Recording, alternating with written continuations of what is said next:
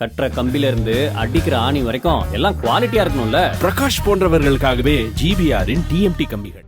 வேலூர் மாவட்டம் குடியாத்தம் கீழ் ஆலத்துறை அடுத்த நாகல் கிராமத்தைச் சேர்ந்த ஹேமராஜ் என்பவருக்கு சென்னை புளியந்தோப்பு பகுதியைச் சேர்ந்த கணவரை பிரிந்து வாழும் 33 வயதான தீபா என்ற பெண்ணுடன் சமூக வலைதளம் மூலம் அறிமுகம் கிடைத்துள்ளது.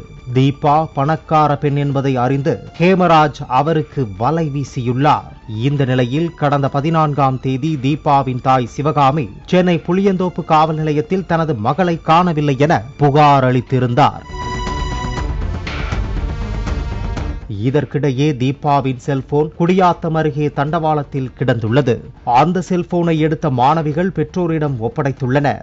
சென்னை புளியந்தோப்பு காவல்துறையினர் தீபாவின் செல்போன் எண்ணை தொடர்பு கொண்ட போது பள்ளி மாணவிகளின் பெற்றோர் போனை எடுத்து பேசியுள்ளனர். குடியாத்தம் ரயில் தண்டவாளம் அருகே செல்போன் கிடைத்ததாகவும் தகவல் தெரிவித்தனர். தொடர்ந்து தீபா பயன்படுத்திய செல்போனை ஆய்வு செய்த போது கடைசியாக தீபாவுக்கு ஹேமராஜ் போன் செய்தது கண்டுபிடிக்கப்பட்டது.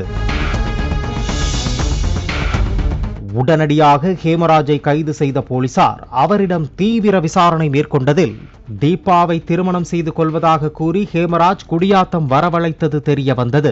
இதனை நம்பி தீபா குடியாத்தம் சென்றுள்ளார். அங்கு ஒரு மலை அடிவாரத்துக்கு அழைத்துச் சென்று தீபாவை பாலியல் பலாத்காரம் செய்து ஹேமராஜ் கொன்றுள்ளார். பின்னர் நகை பணத்தை எடுத்துக்கொண்டு தப்பித்துள்ளார்.